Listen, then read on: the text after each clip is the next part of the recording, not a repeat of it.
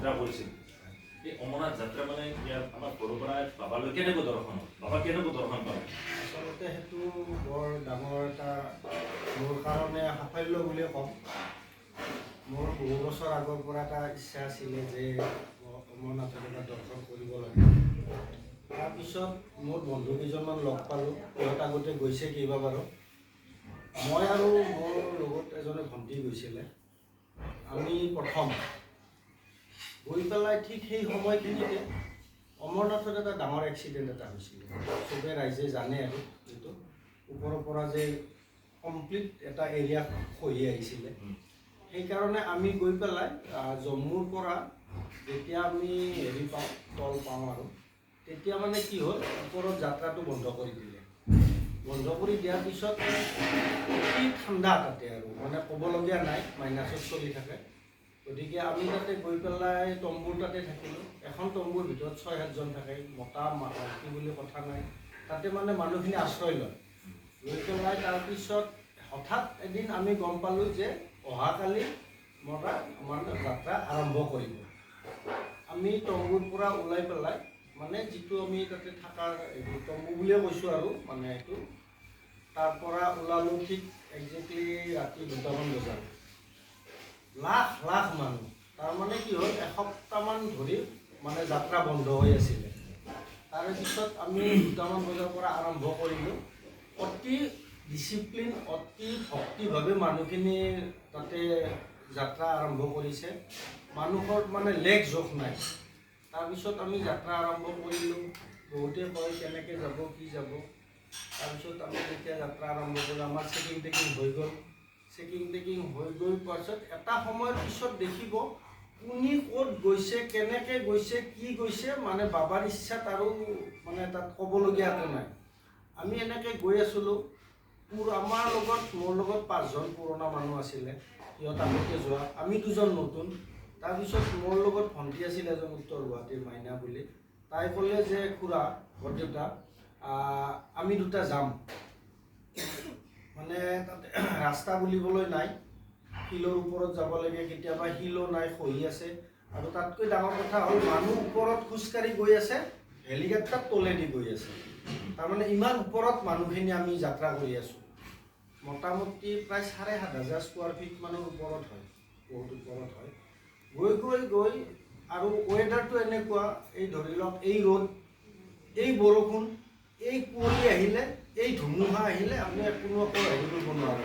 আমাৰ ইয়াৰ পৰা যোৱা মানুহখিনিৰ এই স্কিন টিনবিলাক অলপ হেৰি হৈ যায়, ৰ'দৰ তাপত অলপ হেৰি হৈ যায়। এই ৰ'দ দিলেতো তাপ লাগিলে, অলপ পিছত বৰষুণ পৰিলে, বৰষুণ আহিল, অলপ পিছত কুঁৱলী আহিল। কুঁৱলী মানে এনেকৈ আপোনাৰ কুঁৱলী পৰে, আপোনাৰ এইবিলাকত বৰফ জমা হৈ যায় তেনেকুৱা। যি নহওক আমি গৈ গৈ গৈ মই 4:30মান বজাত পুৰণা মানুহখিনি যিখিনি আগতে গৈছিলে মোৰ বন্ধুকেইজনে, সিহঁতক আমি বিচাৰিয়ে নাপালোঁ মানুহৰ সতৰ কোবত। তাৰপিছত আমি কি কৰিলোঁ, তাই কৈছে মোক, ভণ্টিয়ে কৈছে যে আমি 2টা যাম আৰু যেনেকৈ নহয়। 4:30মানত গ'লোঁ। 4:30মানত গৈ পালোঁ।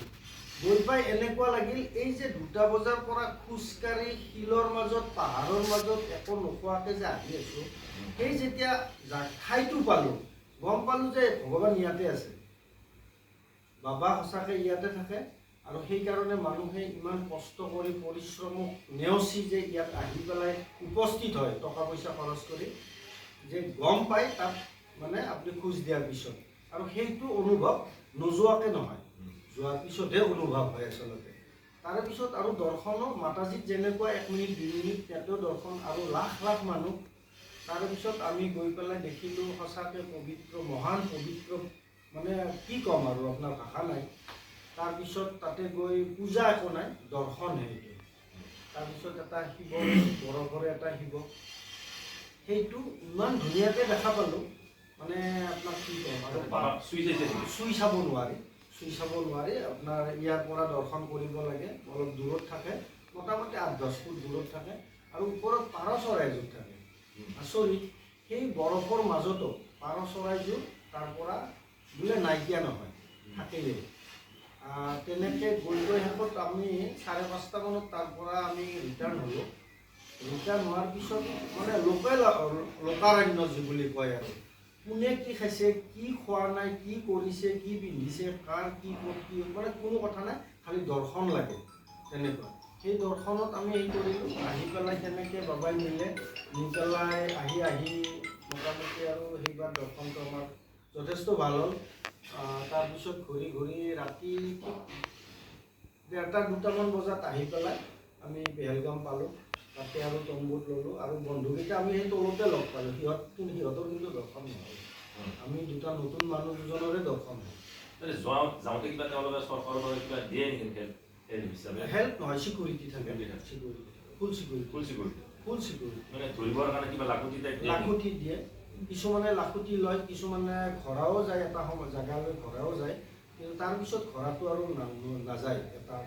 এটা হেৰিৰ পিছত বৰ্ডাৰৰ পিছত আৰু ঘৰাটো নাযায়। ঘৰাৰ পইচা দিব লাগে? ঘৰাৰ সেইটো নিজা হেলিকপ্টাৰো নিজা? হেলিকপ্টাৰ নিজা। চৰকাৰৰ ফালৰ পৰা কিবা ফেচিলিটি দিয়ে, অকল চিকিউৰিটি আছে, বেলেগ ফেচিলিটি। এই ৰাস্তা যে খোৱা লোৱা, পানী খোৱা, কিবা খোৱা এইবিলাক তাৰমানে বহুত NGO আছে। আপোনাৰ NGO বিলাকে যথেষ্ট সহায় কৰে। তাতে ধৰি লওক পকেটৰ পৰা খৰচ কৰিবলগীয়া বিশেষ নহয়েই। যদি আপুনি তাৰ বাহিৰে এক্সট্ৰা অৰ্ডিনাৰী কিবা খাব বিচাৰিছে বেলেগ কথা, কিন্তু বস্তুখিনি অলপ দাম বেছি হয়। পানী ধৰি লওক ইয়াতে আমাৰ সৰু পানী বটল 10 টকা, তাতে ধৰি লওক 25 টকাও ল'ব। কেতিয়াবা হয়তো 10 টকাটো দিলে 25 টকাটো 20 টকাটো দিলে তেনেকুৱা আৰু।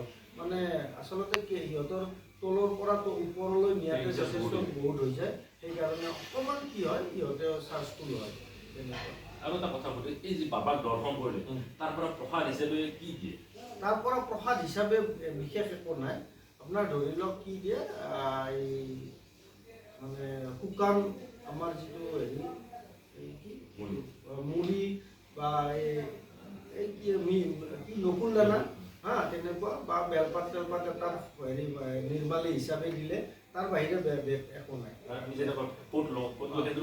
সেন্দুৰৰ ওপৰত তলত দিয়ে, সেই জেগাটোত মেইন বাবাৰ যিখিনি মেইন জেগা কি থাকে? তাতে 2জন পুৰোহিত থাকে, বিহাৰী তাৰে আৰু সিফালৰে পুৰোহিত 2জনে থাকে। তাৰপিছত কিছুমানে ধৰি লওক কাপোৰ চাপোৰ নিয়ে, তেনেকৈ দিয়ে কাপোৰ চাপোৰ দিয়ে। তাৰপিছত কিছুমানে ধৰি লওক গামোচাখন আগবঢ়াই, আমি অসমীয়া মানুহ গামোচাখন আগবঢ়াই বাবাৰ চৰণত দি পেলাই লৈ আহোঁ তেনেকৈ। সেইবিলাক সিহঁতে পুৰোহিত দুটাই কৰি দিয়ে। তাৰে ভিতৰত সোমাব নিদিয়ে আমাৰ জেনেৰেল পিপলক। মাটি বুলিবলৈ নাই, বৰফ শিল। এই ৰাস্তাত যে আমি ড্ৰেছ পিন্ধি যায়, এইবিলাক নিজৰ ড্ৰেছ নে তাত ভাড়া কৰি ল'ব লাগে? নহয়, এতিয়া তাতে ধৰক কেতিয়াবা এনেকুৱা বৰফ পৰে, আমি যি পিন্ধি যাম সেইটো কভাৰ নকৰে। তেতিয়া সেই জোতা আৰু হেৰিটো ভাড়া কৰি পিন্ধি যাব লাগে।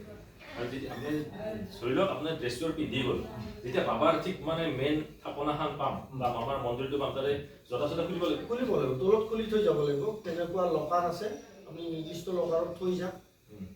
ভাড়াটো আছে আৰু সিহঁতৰ মন্দিৰ কমিটি ট্ৰাষ্টৰো লকাৰ আছে তেনেকুৱা। বাকী তলটোতো বৰফে? চব বৰফ শিল বৰফেই। এই যে খালী ভৰিৰে খোজকাঢ়ি কেনেকৈ হৈছে? মানে জোতাযোৰ খুলিলে মানে বাবাৰ তলে যদি এইটোতো বৰফে তলত হয়, সেইখিনি সময়ত আপুনি না বৰফত আছে, না আপুনি ৰ'দত আছে, না হেঁচা ঠেলাত আছে, না ক'ত আছে আপুনি গম নাপায়। এই ঠাণ্ডাটো মানে অনুভৱেই নহয়। মানে চবৰে উদ্দেশ্য এটাই যে আমি অমৰনাথ যাত্ৰা কৰিব লাগে, সেইটোৱে উদ্দেশ্য। আৰু সেই উদ্দেশ্যত মানুহখিনি মতলীয়া হৈ যায় সেইখিনি সময়। এই যাত্ৰাৰ সময়ত বাবাৰ তাত যাত্ৰাৰ সময়ত কিবা এনি প্ৰব্লেম ৰাস্তাই ঘাটে মানে চাওক, আচলতে ঠাইটোৱে পাহৰীয়া ঠাইটোৱে কমপ্লিট পাহৰীয়া ঠাই। ইয়াৰ পৰা ধৰি লওক আপুনি হেৰিলৈ গ'ল, আমাৰ জম্মুলৈ গ'ল। জম্মুৰ পিছৰ পৰাতো আপোনাৰ এই জেগাটোৱে গোটেই আমি এতিয়াও বেপাৰী পত্ৰ পায়ে থাকোঁ, সদায় সন্ত্ৰাসবাদ হেৰিবিলাক চলি থাকে। তথাপি এলাৰ্ট হৈ যায় আৰু বিশেষকৈ যাত্ৰীক একো অসুবিধা নকৰে। বিশেষ তাতে অসুবিধা তেনেকৈ নাই। খালি ওপৰত ধৰি লওক পাহাৰ চাহাৰ খহি আহিব বুলি সিহঁতে ফুল চিকিউৰিটি দি থাকে। ইয়াৰ পৰা কেনেকৈ গৈছে? ট্ৰেইনত গৈছিলে? মই ইয়াৰ পৰা ফ্লাইটত গৈছিলোঁ, দিল্লীৰ পৰা আৰু ফ্লাইটতে গৈছোঁ তেনেকৈ। এই যাত্ৰাৰ সময়ত আমাৰ অসমীয়া মানুহ বহুত নে বাকী আছে? বহুত। আপোনাৰ তাতে অসমীয়া মানুহ বুলি চিনাৰ কোনো দৰকাৰে নাই, গামোচা এখন লগত থাকিবই। সেইটোৱে চিনাকি। আৰু গমেই পালে আৰু বোলে ক'ৰ পৰা, বোলে নগাঁৱৰ পৰা, ক'ৰ পৰা যোৰহাটৰ পৰা, ক'ৰ পৰা ধুবুৰীৰ পৰা, এই হৈয়ে গ'ল আৰু।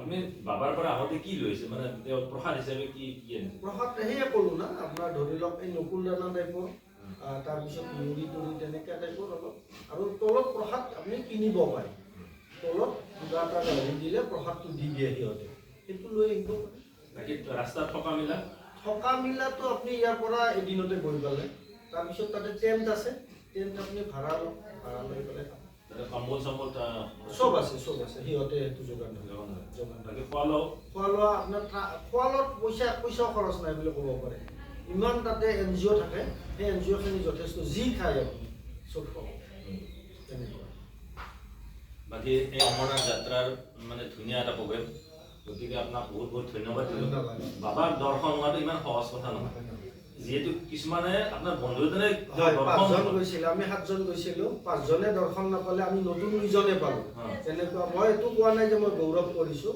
কিন্তু মই ভাবোঁ বহুত ভাগ্য এইটো বহুত ভাগ্য বাবাক দৰ্শন কৰাটো ইমান সহজ নহয় মানে অন্তৰ শ্ৰদ্ধা ভক্তি থাকিলে একদম লগ পায় গতিকে বহুত ধন্যবাদ ইমান ধুনীয়া এটা মানুহজনক লগ পালোঁ এখেতৰ নাম হৈছে মাননীয় কিশোৰ ডেকা এখেতে আজি যোৱা কিমান বছৰ হ'ল মই